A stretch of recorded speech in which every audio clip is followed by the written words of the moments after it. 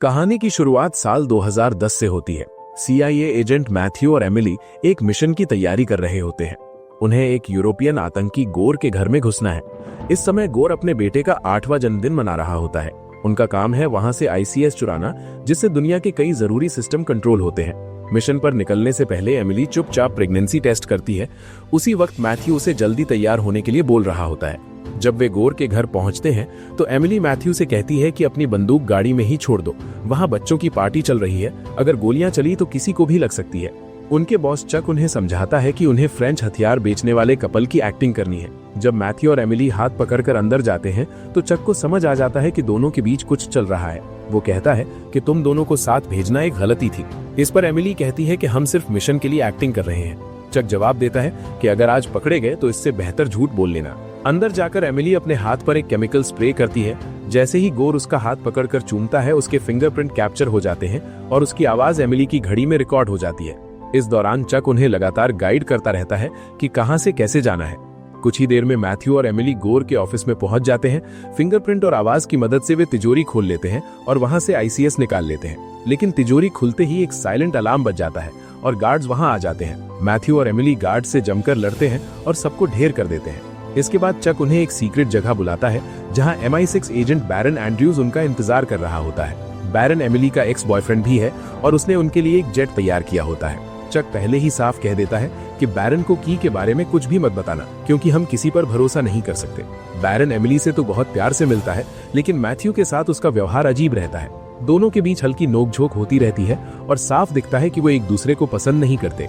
कुछ देर बाद प्लेन उड़ान भर लेता है। मिशन लगभग पूरा हो चुका होता है तो मैथ्यू कहता है कि शैंपेन पीकर सेलिब्रेट करते हैं, लेकिन एमिली पीने से मना कर देती है। मैथ्यू को कुछ गड़बड़ लगती है और वो पूछता है, क्या बात है, मुझसे क्या छुपा रही हो? इसके बाद एमिली आखिरकार सच बता देती है कि वो प्रेग्नेंट है। वो मैथ्यू को दिखाने के लिए कई प्रेगनेंसी टेस्ट किट भी निकालती है ताकि उसे पूरा यकीन हो जाए कि वो बिल्कुल श्योर है। ये सुनकर मैथ्यू थोड़ा चौंक जाता है, लेकिन वो बहुत खुश भी होता है। वो कहता है कि वो खुशी खुशी एमिली के साथ एक परिवार शुरू करना चाहता है। दोनों बहुत खुश होते हैं, लेकिन तभी अचानक एमिली को उल्टी जैसा महसूस होने लगता है। वो तुरंत वॉशरूम की तरफ भागती है, लेकिन फ्लाइट अटेंडेंट उसे रोककर कहता है कि वॉशरूम खराब है और अभी अंदर नहीं जा सकती, जबकि उनकी फ्लाइट पूरे 11 घंटे की थी, इसलिए ये बात बहुत अजीब लगती है। एमिली चुपचाप मैथ्यू को इशारा कर देती है। तभी अचानक वही फ्लाइट अटेंडेंट पीछे से बंदूक निकाल लेता है और कहता है कि ICS की उसके हवाले कर दो। उसका ध्यान भटकाने के लिए मैथ्यू ICS की हवा में उछाल देता है। मौका देखते ही एमिली उस पर हमला करती है और उसकी बंदूक छीन लेती है। तभी बाकी हमलावर भी सामने आ जाते हैं और फ्लाइट के अंदर लड़ाई शुरू हो जाती है। लड़ाई के बीच वही फ्लाइट अटेंडेंट जमीन से गोली उठाकर बंदूक में लोड करता है। जैसे ही वो गोली चलाने वाला होता है, मैथ्यू उसे जोर से धक्का दे देता है। उसका निशाना चूक जाता है और गोली सीधे प्लेन के पायलट को लग जाती है। इसके बाद प्लेन बहुत तेजी से कंट्रोल से बाहर हो जाता है। अटेंडेंट तुरंत पैराशूट और ICS की लेने के लिए भागता है, लेकिन तभी प्लेन पहाड़ से टकरा जाता है। झटके में वही विलेन बाहर की तरफ खिंच जाता है। अब प्लेन पूरी तरह क्रैश होने वाला होता है। अगर उन्हें बचना है तो वहां से निकलना जरूरी होता है। मैथ्यू आखिरी पैराशूट एमिली को पहनाता है और उससे कहता है कि बच्चे और अपना ख्याल रखना, लेकिन एमिली उसे छोड़कर जाने से मना कर देती है। वो अपने पैर मैथ्यू की कमर में लपेट लेती है और पैराशूट खोल देती है। इस तरह दोनों की जान बच जाती है। जमीन पर उतरने के बाद वे फैसला करते हैं कि जासूस बनकर आम जिंदगी नहीं जी जा सकती। इतना बड़ा धमाका हुआ है कि सबको यही लगेगा कि वे प्लेन क्रैश में मर चुके हैं, इसलिए दोनों तय करते हैं कि गायब हो जाना ही बेहतर रहेगा। इस पर मैथ्यू कहता है कि उसका तो कोई अपना नहीं है, इसलिए उसके लिए ये सब आसान है, लेकिन एमिली को हमेशा के लिए अपनी माँ से दूर होना पड़ेगा। एमिली कहती है कि ये इतना मुश्किल भी नहीं है, वैसे भी उसकी अपनी माँ से कुछ खास बनती नहीं है। इसके बाद कहानी 15 साल आगे चली जाती है। अब हम एमिली और मैट को अपने बच्चों के साथ एक शांत और सामान्य जिंदगी जीते हुए देखते हैं। उनकी बेटी एलिस का स्वभाव थोड़ा तीखा है। वो वही करती है जो उसका मन करता है और माता पिता की ज्यादा नहीं सुनती। वहीं उनका बेटा लियो थोड़ा शर्मीला है और दिन भर गैजेट्स में ही लगा रहता है। स्कूल जाते समय एमिली उनसे पूछती है, आज रात सब मिलकर मूवी देखने चलें क्या? लेकिन एलिस अपनी माँ की बात नहीं सुनती और कहती है कि वो अपने दोस्त के घर पढ़ने जा रही है। बच्चों को स्कूल छोड़ने के बाद एमिली और मैट जासूसों की तरह दूरबीन से उन पर नजर रखने लगते हैं। थोड़ी देर देखने के बाद एमिली कहती है कि एलिस फिर उसी लड़के के साथ है। मैट को अपने ही बच्चों पर जासूसी करना बिल्कुल सही नहीं लगता। वो कहता है कि उन्हें अपनी जिंदगी जीने दो, लेकिन एमिली नहीं रुकती। वो कहती है कि दोनों हाथ पकड़ रहे हैं और किस भी किया है। तभी अचानक एलिस की नजर उन पर पड़ जाती है। वो गुस्से में पूछती है कि आप लोग यहाँ क्या कर रहे हो? पकड़े जाने की शर्म में एमिली और मैट चुपचाप गाड़ी स्टार्ट करते हैं और वहां से निकल जाते हैं। रात को एमिली अपनी बेटी की शिकायत करती रहती है।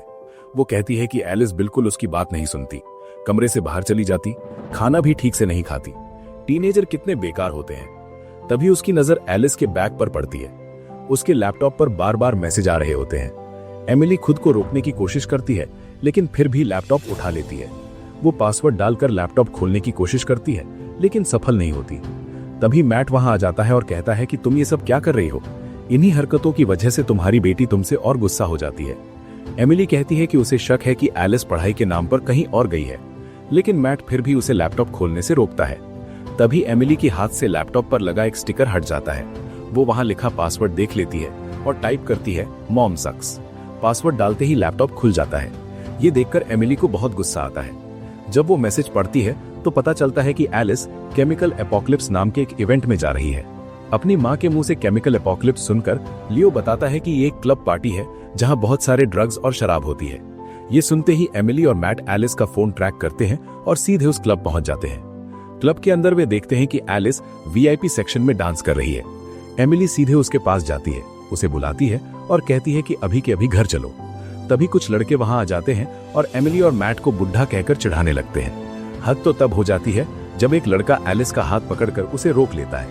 ये देखकर एमिली को बहुत गुस्सा आ जाता है। वो उस लड़के का गला पकड़ती है और उसका सिर दीवार पर दे मारती है। इसके बाद लड़कों की उन दोनों से लड़ाई शुरू हो जाती है। मैट भी एमिली का साथ देता है। दोनों मिलकर कुछ ही मिनटों में पूरी गैंग को निपटा देते हैं और उनके लीडर को भी जमीन पर गिरा देते हैं। लेकिन तभी एमिली और मैट को पता चलता है कि उनकी लड़ाई की वीडियो बन चुकी है। मैट तुरंत एक आदमी का फोन छीनकर वो वीडियो डिलीट कर देता है। घर लौटते वक्त वे एलिस को बताते हैं कि उन्हें उसके लैपटॉप से सब पता चला है। इस हरकत की सजा के तौर पर एलिस को कई दिनों तक घर में ही रहने की सजा मिलती है। गुस्से में एलिस कहती है कि वो इतना दूर कॉलेज चुनेगी कि आप लोगों से मिलना ही ना पड़े। इस बात पर एमिली और मैट उस पर चिल्लाने लगते हैं। तभी एलिस गुस्से में कहती है कि आप लोग झूठे हैं, आपने इतनी बढ़िया तरीके से लड़ना कैसे सीखा, सच बताओ। इस पर एमिली कहती है कि उन्होंने 1-2 ताइक्वांडो क्लास ली थी। ये सुनकर एलिस और ज्यादा चिढ़ जाती है। वो कहती है कि 1-2 क्लास लेने से कोई इतना अच्छा नहीं लड़ सकता, क्या वो पागल है? बाद में एमिली मैट से कहती है कि वो अपनी पुरानी एजेंट वाली जिंदगी को बहुत मिस कर रही है। मैट उसे शांत होने को कहता है और याद दिलाता है कि उन्होंने परिवार के लिए सब कुछ छोड़ा था। फिर मजाक मजाक में दोनों अपने पुराने दिन याद करते हुए आपस में लड़ने लगते हैं। उधर एलिस लियो से लड़ती है और पूछती है कि उसने मम्मी पापा को उनकी लोकेशन क्यों बताई। लियो झूठ बोल देता है कि उसने कुछ नहीं बताया। अंदर ही अंदर वो खुश होता है कि उसकी बहन फंस गई। अगली सुबह चक उनके घर पहुंच जाता है। मैट उसे देखकर चौंक जाता है और पूछता है कि उसने उन्हें कैसे ढूंढ लिया। चक बताता है कि उनकी क्लब फाइट की वीडियो ट्रेंड कर रही है।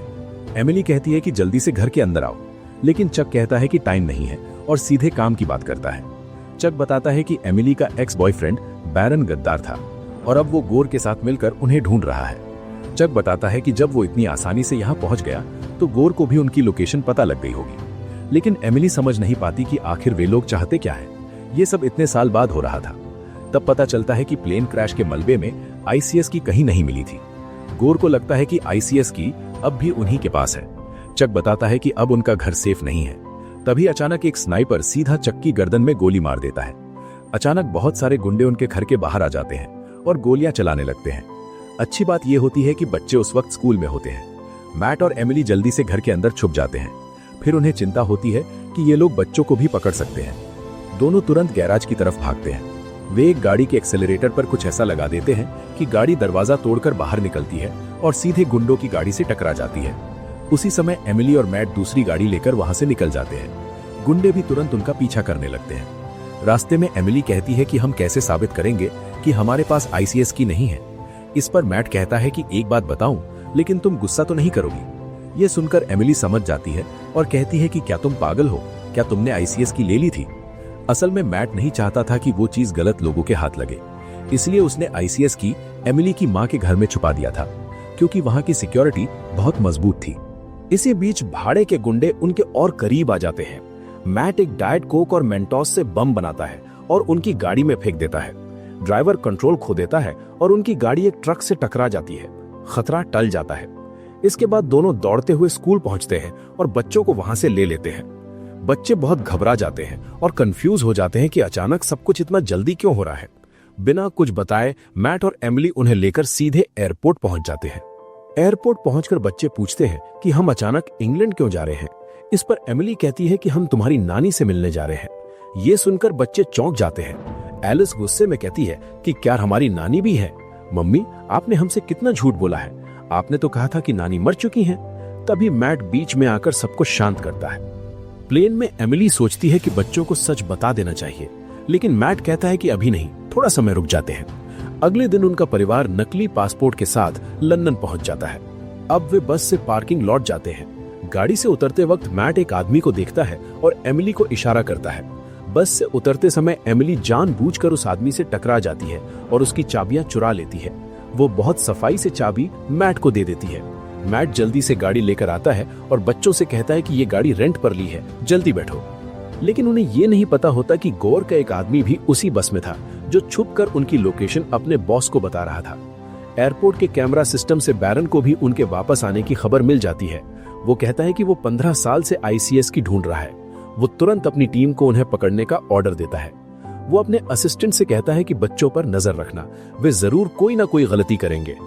उधर गाड़ी में मैट और एमिली बच्चों से उनके फोन ले लेते हैं। फोन मिलते ही एमिली सिम कार्ड तोड़ देती है। तभी अचानक गाड़ी में पेट्रोल खत्म हो जाता है। लियो को बहुत भूख लगी होती है और वो शिकायत करने लगता है। वे लोग पास के एक पेट्रोल पंप पर रुकते हैं। मैट पेट्रोल भरवाते हुए बच्चों को थोड़े पैसे देता है और कहता है कि जाकर कुछ खा लो।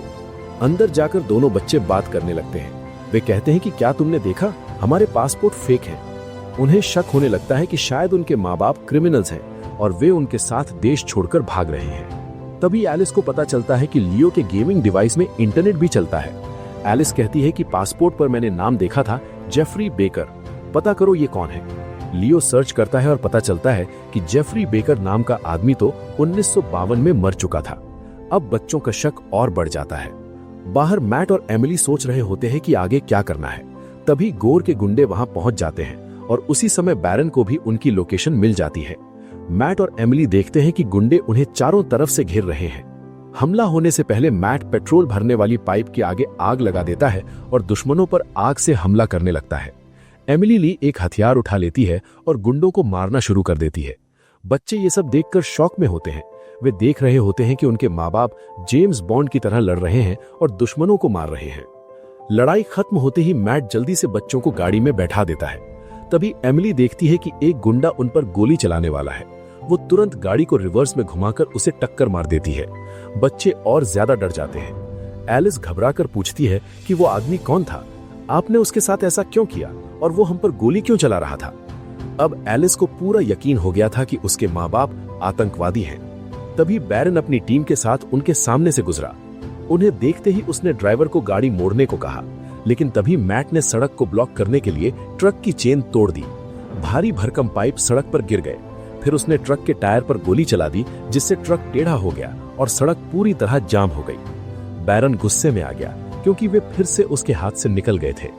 गाड़ी के अंदर बच्चे जवाब मांगने लगे।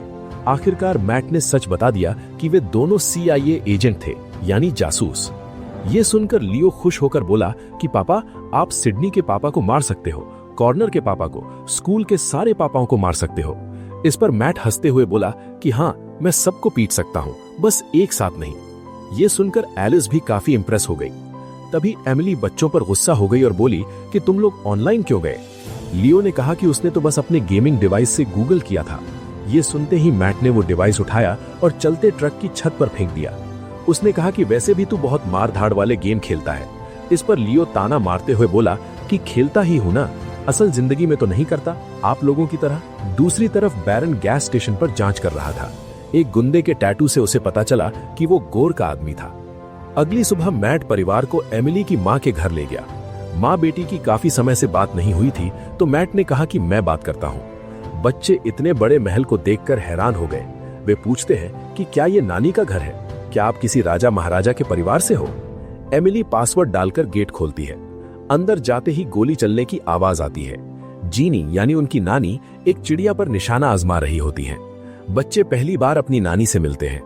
एमिली को पता चलता है कि मैट सालों से जीनी को उनकी फोटो भेजता रहा है। लियो प्यार से कहता है कि नानी, क्या मैं आपको गले लगा सकता हूं। जीनी जवाब देती है कि नहीं, हमारे यहाँ ये सब नहीं होता, और कहती है कि एक काम करो, उस मरी हुई चिड़िया को उठा कर ले आओ। अंदर से मैंशन और भी ज्यादा शानदार होता है। मैट चाहता है कि जल्दी से आईसीएस की लेकर निकल जाए, लेकिन जीनी कहती है कि थोड़ी देर रुक जाओ। तभी एक आदमी अंदर आता है, जीनी का बॉयफ्रेंड नाइजेल। दोनों सबके सामने एक दूसरे को चूमने लगते हैं। ये देखकर सब थोड़े हैरान हो जाते हैं। मैट नाइजेल से कहता है कि आप बच्चों को घर दिखा दीजिए, तब तक मुझे जीनी से कुछ बात करनी है। उधर बैरन लियो के फेंके हुए गेमिंग डिवाइस को ट्रैक कर रहा होता है। उसे जल्दी ही समझ आ जाता है कि उन्हें भटकाया गया है। तभी उसका असिस्टेंट बताता है कि उन्होंने चुराई हुई गाड़ी को ट्रैक कर लिया है, जो इसी बड़े मैंशन के अंदर गई है। रिकॉर्ड देखने पर पता चलता है कि ये मैंशन जीनी का है, जो अपने समय की एक बहुत मशहूर MI6 एजेंट रह चुकी है। बैरन कहता है कि इस घर को सर्च करने के लिए स्पेशल परमिशन चाहिए। जीनी की फाइल देखते वक्त उसे पता चलता है कि एमिली उसकी बेटी है, लेकिन वो ये बात किसी को नहीं बताता। घर के अंदर नाइजेल बच्चों को अपने गैजेट्स दिखा रहा होता है। वो बताता है कि वो भी जासूस बनने की ट्रेनिंग ले रहा है। एलिस को इसमें कोई दिलचस्पी नहीं होती, तो वो बाहर चली जाती है। नीचे मैट जीनी को बताता है कि उसने आईसीएस की उनके घर के एक हिस्से में छुपा रखी है। ये सुनकर जीनी को बहुत गुस्सा आता है। वो कहती है कि तुम खतरा मेरे घर तक ले आए हो। इस पर एमिली बोलती है कि माँ, कभी तो अपनी खुदगर्जी छोड़ो। आपने कभी मेरा ख्याल नहीं रखा, पढ़ाई के लिए मुझे दूर अमेरिका भेज दिया। जिस दिन मैं प्रेग्नेंट हुई थी, उसी दिन मैंने तय कर लिया था कि मैं अपने बच्चों को आपकी तरह कभी नहीं पालूंगी। इस पर जीनी जवाब देती है, तो क्या फायदा हुआ इसका। एमिली को अंदर ही अंदर अपनी माँ की बातें सच लग रही थी। एलिस दूर खड़ी अपनी माँ को उदास देखकर बहुत दुखी हुई और सोच रही थी कि मैं कितनी बुरी बेटी हूँ। जैसे ही मैट और एमिली आईसीएस की ढूंढने निकल गए, एलिस अपनी नानी के पास गई और बोली, मैं अपनी माँ से नफरत नहीं करती, ये सब मत बोलना आगे से। जीनी मुस्कुराई और बोली, कोई बच्चा अपने माँ बाप से नफरत नहीं कर सकता, बस कभी कभी गुस्सा आता है, और तुम्हारी माँ मुझसे बहुत बेहतर है। तभी अचानक कुछ हथियारबंद गुंडे घर में घुस आए। उन्होंने गेट उड़ा दिया और कंपाउंड में घुस गए। मैट ने एमिली को पुराने वाइन सेलर में ले जाया, जहां 15 साल पहले आईसीएस की छुपाई गई थी। तभी बाहर से हेलीकॉप्टर की आवाज आई और उन्हें समझ आ गया कि हमला हो चुका है। वे साइड के दरवाजे से भागकर अंदर गए। अंदर आते ही देखा कि जीनी और नाइजेल बंधे पड़े हैं। एमिली ने जल्दी से अपनी माँ को आजाद किया और मैट के साथ बच्चों को ढूंढने लगी। मेन हॉल में उनका सामना कई हथियारबंद गुंडों से हुआ, जिन्होंने लियो और एलिस को पकड़ रखा था। एमिली और मैट समझ गए कि इतने सारे गुंडों से अकेले नहीं लड़ सकते। बच्चों को बचाने के लिए मैट ने मान लिया कि आईसीएस की उनके पास है। वो बोला, मैं ये तुम्हें दे दूंगा। तभी एक पुराना चेहरा सामने आया, चक। ये देखकर उनका होश उड़ गया कि वो अभी भी जिंदा है। चक ने बताया कि बैरन ने कुछ भी नहीं किया, वो तो अच्छा इंसान है। जो गोली और खून उन्होंने देखा वो सब नकली था। प्लेन क्रैश के बाद मिशन फेल होने की जिम्मेदारी चक पर आ गई थी। एजेंसी में उसका करियर तबाह हो गया और अब वो बदला लेने आया है। साथ ही आईसीएस की भी उसके पास थी। चक ने आईसीएस की अपने हैकर से चेक करवाई कि सब सही है। उधर गार्ड्स ने जीनी को चेक किया, लेकिन वो अभी भी बंधी हुई थी। जीनी ने मौका देखकर अपनी छुपी हुई ट्रैंकुलाइजर गन निकाली और एक एक करके फौजियों को बेहोश करना शुरू किया। जैसे ही ज्यादा गुंडे आए, उसे चाकू और किचन की चीजों से लड़ना पड़ा। इस लड़ाई में नाइजेल को गोली लगी। दूसरे कमरे में भी गुंडों का ध्यान भटका और इस मौके का फायदा उठाकर एमिली और मैट ने गुंडों को मारना शुरू किया। लेकिन चक और उसके खास लोग बच्चों पर बंदूक ताने हुए थे। जब मैट और एमिली रुके तो पीछे से किसी ने हमला कर उन्हें बेहोश कर दिया। जब होश आया तो देखा कि जीनी वहाँ थी, लेकिन अब बहुत देर हो चुकी थी। चक और उसके लोग बच्चों को किडनैप करके हेलीकॉप्टर से ले गए। सीसीटीवी फुटेज चेक करने पर हेलीकॉप्टर का रजिस्ट्रेशन नंबर साफ नहीं दिखा। मैट ने वीडियो में देखा कि लियो कैमरे में थम्स अप कर रहा है। उसे समझ आया कि लियो अपनी फिटनेस ट्रैकर रिंग दिखा रहा है, जिससे लोकेशन ट्रैक की जा सकती है। मैट तुरंत लियो के अकाउंट में लॉगिन कर लोकेशन पता करता है। बच्चों की लोकेशन एक आर्ट म्यूजियम से मिलती है।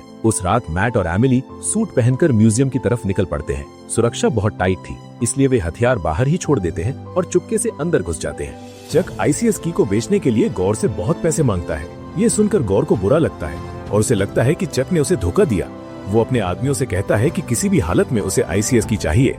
चक अपने खरीदारों को छत पर ले जाता है और अपने हैकर से कहता है कि लंदन की पूरी पावर बंद कर दो। आईसीएस की खासियत ये थी कि इसकी मदद से किसी भी सिस्टम को आसानी से हैक किया जा सकता था। कुछ ही सेकंड में पूरे शहर में अंधेरा छा जाता है, म्यूजियम में भी। नीचे मैट और एमिली समझ जाते हैं कि चक अपनी ताकत दिखा रहा है। एमिली कहती है कि वो जरूर छत पर होगा, क्योंकि वहां से दूर तक का नजारा दिखता है। उन्होंने देखा कि गौर के कुछ लोग लिफ्ट में जा रहे हैं, तो वे भी लिफ्ट में चढ़ गए। छत पर चक बड़े घमंड से आईसीएस की ताकत दिखा रहा है। वो अपने हैकर को बताता है कि अगर चाहा तो नदी पर बने बांध को भी खोल सकते हैं, जिसे आमतौर पर नेवी कंट्रोल करती है। जैसे ही बांध खुलने लगा, नेवी में हड़कंप मच गया।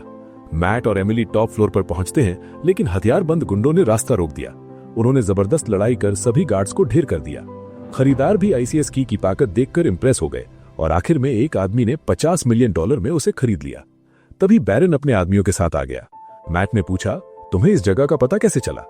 बैरन ने बताया, तुम दोनों इंटरनेशनल भगोड़े हो, तुम जैसों को पकड़ना मेरा काम है। एमिली ने कहा, अभी ये सब मत करो, हमारे बच्चे तुम्हारे पास हैं। लेकिन बैरन बोला, मैं तुम्हें गिरफ्तार नहीं करूंगा, खासकर ये जानकर कि तुम दोनों ने चाबी को गलत हाथ में पड़ने से बचाया है। बैरन जान चुका था कि चक ही असली मास्टरमाइंड है और उसने मैट और एमिली को साथ मिलकर लड़ने का ऑफर दिया। अब सब मिलकर चक के ऑक्शन हाउस में घुस गए। चक भाग गया और मैट एमिली उसके पीछे दौड़े। बैरन के लोग हथियारबंद गुंडों से लड़ने लगे। चक ने अपनी टीम से कहा कि बच्चों को बोट पर ले जाओ और वो खुद भी उनके साथ बैठ गया। तभी गौर के लोग मैट और एमिली को रोककर उनसे चाबी मांगने लगे। अचानक ही गुंडों के चेहरे पर लेजर डॉट बन गया।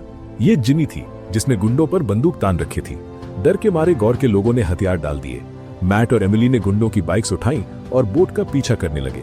गौर की बैकअप टीम भी बाइक्स पर उनका पीछा करने लगी, इसलिए मैट और एमिली को अलग होना पड़ा। मैट ने अपनी ड्राइविंग स्किल्स से पीछा करने वाले को चकमा दिया, वहीं एमिली ने चालाकी से पीछा करने वाले आदमी को गिरा दिया और फिर जल्दी से स्पीड बोट में चढ़ गई। मैट भी जल्दी बोट में उसके पीछे आ गया। अब वे दोनों चक के नजदीक पहुंच रहे थे। चक ने हैकर से कहा कि जल्दी से की लेकर सेफ हाउस में आ जाओ, लेकिन नाइजेल जो ट्रक में बैठा जिनी का इंतजार कर रहा था ने हैकर को देख लिया और तुरंत गाड़ी भगाकर उसकी गाड़ी को टक्कर मार दी। इस टक्कर में हैकर बेहोश हो गया। नाइजेल ने जल्दी से की उठाई और जिनी को दे दी। जिनी ने कहा, जल्दी करो, बैरियर बंद करना है। लेकिन बेचारा नाइजेल घबराकर कुछ कर नहीं पा रहा था। बार बार स्क्रीन पर एरर मैसेजेस आ रहे थे। इसी बीच मैट और एमिली चक की बोट तक पहुंचे। उन्होंने छलांग लगाकर चक के आदमियों को पानी में फेंकना शुरू किया। नाइजेल ने आखिरकार अपना दिमाग लगाया और ध्यान से बैरियर को बंद करना शुरू किया। मैट और एमिली समझ गए कि आगे टक्कर होने वाली है। उन्होंने दोनों बच्चों को लाइफ जैकेट पहनाई और पानी में फेंक दिया ताकि वो सुरक्षित रहे। फिर मैट और एमिली मिलकर चक से भिड़ गए। उन्होंने उसे धक्का देकर बोट में गिरा दिया और खुद भी पानी में कूद गए। चक की बोट सीधे बैरियर से टकराई और जबरदस्त धमाका हुआ। अब सब कुछ खत्म हो चुका था और उनका परिवार पूरी तरह सुरक्षित था। मैट ने लियो की सूझबूझ की तारीफ की। एमिली ने एलिस को जोर से गले लगाया। थोड़ी देर बाद जिनी आई और एमिली ने उसे भी गले लगाया। अब माँ, बेटी और पूरा परिवार एक साथ थे। वीडियो पसंद आई तो लाइक कर देना और चैनल को सब्सक्राइब कर लेना। अगली वीडियो में फिर मिलते हैं।